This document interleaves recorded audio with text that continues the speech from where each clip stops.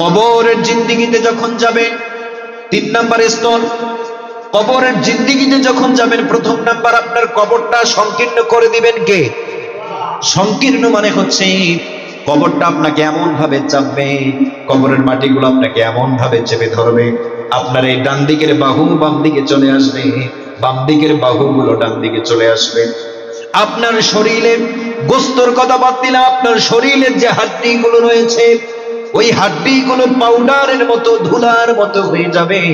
ওই কবরের জিন্দেগিতে এত লাঞ্ছনাদায়ক শাস্তি আল্লাহ তাআলা আপনাকে দিবে। বলেন তো আমার বন্ধুরা, এই নামাজ না পড়ার কারণে যদি এই শাস্তি হয়, আমাদের এখন থেকে সচেতন হওয়ার দরকার আছে না নাই? আপনারা কি লাঞ্ছনাদায়ক মৃত্যু এবং কবরের এই কঠিন আযাব আপনারা কি পেতে চান? জোরে বলেন, পেতে চান? নাম্বার 2, 2 নম্বরে হচ্ছে আপনার কবরের মধ্যে দাউ দাউ করে কঠিন ভাবে জাহান্নামের আগুন জ্বলবে। জাহান্নামের আগুন তারও তীব্র, কিন্তু জাহান্নামের কিছুটা ক্ষণিকের যে আগুন রয়েছে, ওই আগুন আপনার কবরের মধ্যে জ্বলবে। 3 নম্বরে হচ্ছে সময় সংক্ষেপ।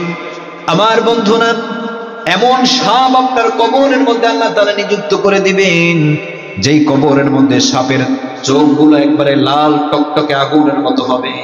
ওই সাপের নখগুলো যে রয়েছে, দুনিয়ার জমিনে আমরা সাপ দেখি কিন্তু সাপের পা থাকে না। কি থাকে না?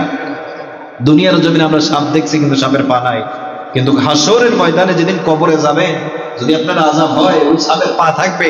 ওই সাপের পা গুলো আমাদের নখের মতো হবে না, তাদের নখগুলো হবে লোহার মতো। নাউজুবিল্লাহ বলবেন না? ওই সাপের দূরত্ব হবে 1 মাসের পথ। ওই সাপ যদি পৃথিবীর জমিনে কোনো নিঃশ্বাস ফেলতো, এই পৃথিবীর জমিনে অনেক সুফলা, এই যে ফসল আমরা ফলাই, এই ফসল জীবনে কোনোদিনও হতো না। জোরে বলেন না আউযুবিল্লাহ। এই সাপ যদি আপনাকে একবার দংশন করে, 70 হাত মাটির নিচে আপনি চলে যাবেন, আবারও সেখান থেকে আপনাকে কবরের মধ্যে আসতে হবে।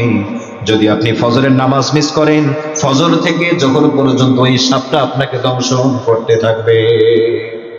আপনি যদি যোহরের নামাজ মিস করেন, যোহর থেকে আসর পর্যন্ত আপনাকে দংশন করবে।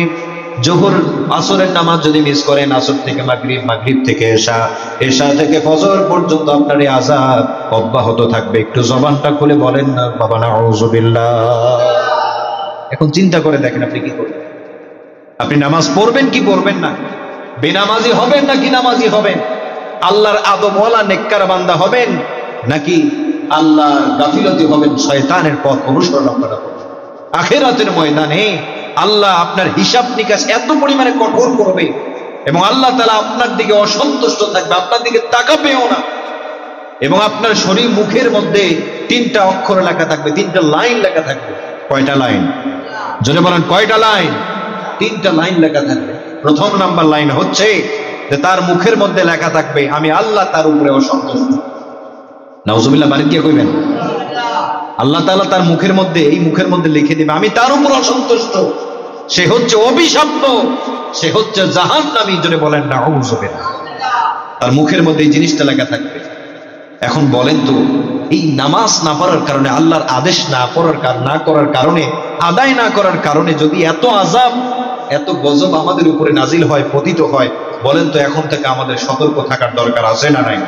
গত জুমায় আলোচনা করছি ফজিলত সম্পর্কে, নামাজের গুরুত্ব সহকারে, কিন্তু ফজিলত শুনলাম, এখন আজকে এই আযাবের কথা শুনলাম। এখনো যদি আপনারা নামাজ থেকে গাফেল থাকেন, আপনার দুনিয়া এবং আখিরাত ধ্বংস অনিবার্য। একটু জবানটা খুলে বলেন নাউযুবিল্লাহ। গত জুমায় আমাকে অনেকে কথা দিয়েছিলেন যে হুজুর, হাত তুলছি, আসর থেকে নামাজ পড়বো। জানি না আপনারা নামাজ পড়ছেন কি পড়েন নাই, কিন্তু এই যে আপনি যে ওয়াদা করছেন, হাতটা যে তুলছেন, এই হাতটা যে তুলছেন, ভিডিও একজন করছেন, তিনি কে? ভিডিও তো আল্লাহ তাআলা করে নিয়েছে, কিন্তু আপনি তো করতে পারেন নাই। একজন ব্যক্তি মুনাফিক হওয়ার 3টা আলামত। কয়টা আলামত? মুনাফিক চেনেন আপনারা? মুনাফিকরা কাদের সাথে কবরে থাকবে? গত জুমায় আমি বলছি, তাদের হাসর নাসর, তাদের জাহান্নাম হবে কাদের সাথে? ফেরাউন, নমরুদ, হামান, বড় বড় কাফেরদের সাথে, বড় বড় কাফেরের লিডারদের সাথে। ওই সমস্ত ব্যক্তিদের আযাব হবে, ওই সমস্ত ব্যক্তিদের জাহান্নাম হবে, যে সমস্ত ব্যক্তিরা কি করবে? মুনাফিকি করবে। মুনাফিকের 3টা আলামত, তারা কথায় কথায় মিথ্যা বলে, ওয়াদা করলে খেলাফ করে এবং আমানতের খেয়ানত করে। এখন গত জুমায় তো আপনারা ওয়াদা করছিলেন হুজুর নামাজ পড়বো, কিন্তু আপনি তো জুমার পরে আসরের নামাজে জাস্ট কয়েকজন মুসল্লি পাওয়া গেছে, কিন্তু আপনি তো নামাজ পড়তে পারলেন না। এখন বলেন